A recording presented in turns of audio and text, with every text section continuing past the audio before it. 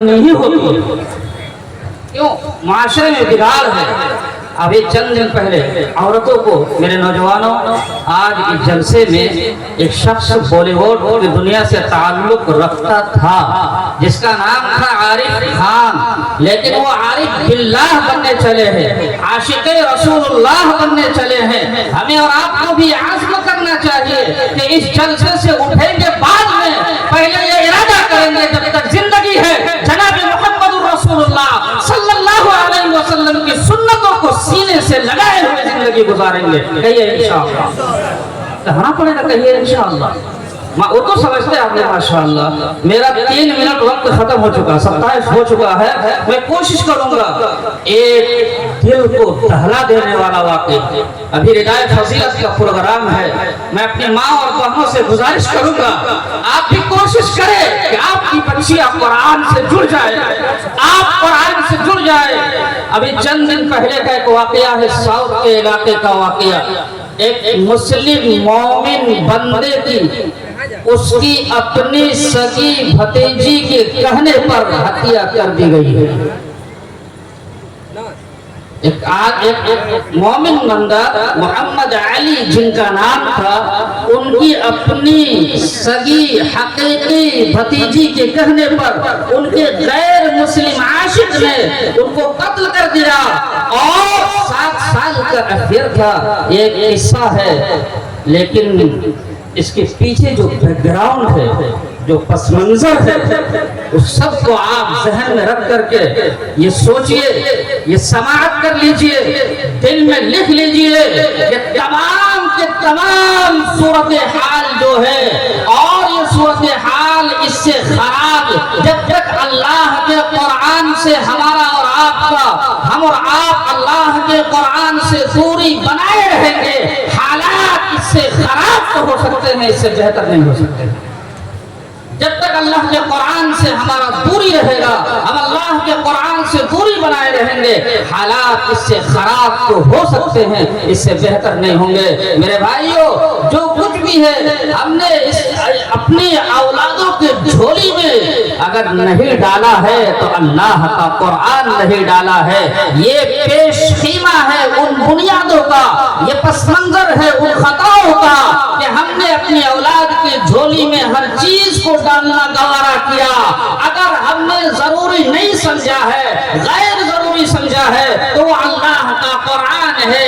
یہ قرآن کہتا ہے ان ھذا القرآن یہدی للتی ہی اقوم، بے شک یہ قرآن ایسے راستے کی رہنمائی کرتا ہے جو راستہ سیدھا ہو، سچا ہو، جس میں کوئی کجی نہ ہو، بالکل سیدھے راستے کی. بالفاظ دیگر یہ کہا جائے، قرآن ایسے راستے کی رہنمائی کرتا ہے کہ باپ کی حیثیت کو اجاگر کر کے یہ بتاتا ہے کہ سنو، باپ جنت کا دروازہ ہے. قرآن ایسے راستے کی رہنمائی کرتا ہے، ماں کے مقام کو سمجھا کر کے یہ بتایا جاتا ہے کہ ماں کے قدموں کے نیچے جنت ہے. قرآن ایسے راستے کی رہنمائی کرتا ہے کہ بیٹیوں کی پرورش پر جنت کا داخلہ ممکن ہی نہیں بلکہ آسان تر ہو جاتا ہے. قرآن ایسے راستے کی رہنمائی کرتا ہے، اے لوگوں، اولاد کی قدر منزلت کو عام کرو، اس لیے کہ اولاد اللہ کی عظیم نعمت ہے. جب نعمت کی قدر کی جاتی ہے تو نعمت میں اضافہ ہوتا ہے. قرآن ایسے راستے کی رہنمائی کرتا ہے کہ اے لوگوں، پڑوسیوں کے ساتھ حسن سلوک کرو.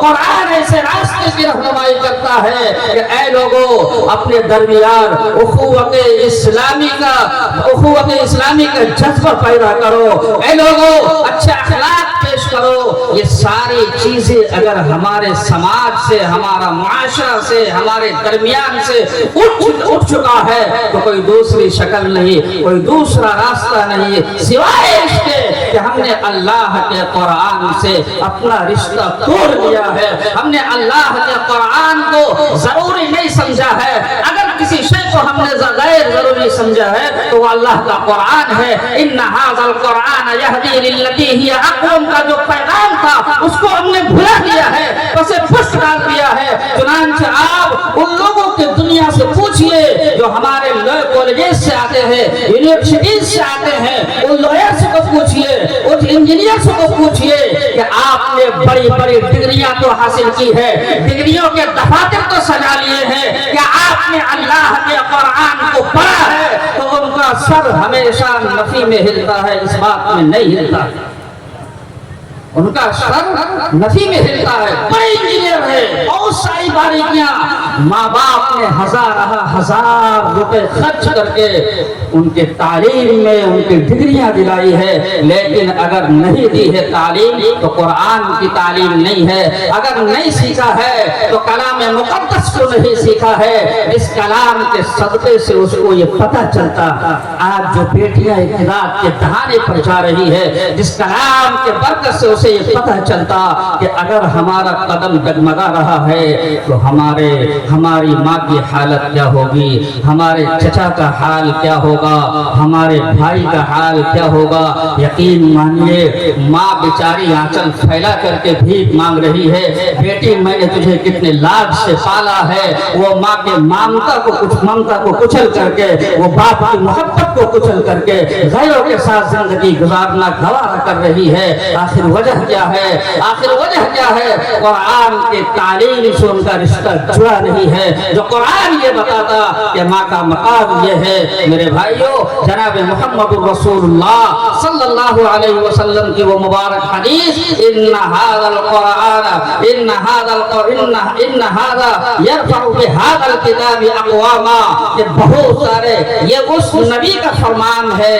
कायनात के सारे लोगों के कलाम को तो झूठा करार दिया जा सकता है, लेकिन जनाब मुहम्मद रसूलुल्लाह सल्लल्लाहु अलैहि वसल्लम के कलाम पर शक नहीं किया जा सकता।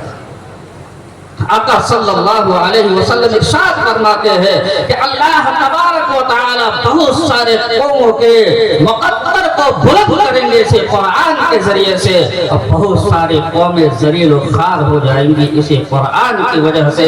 मतलब क्या है? बात बिल्कुल साफ है, सीधी है, आसान है। जब कुरान से रिश्ता टूट जाएगा तो इंसान जिल्लत और रुसवाई का सामना करना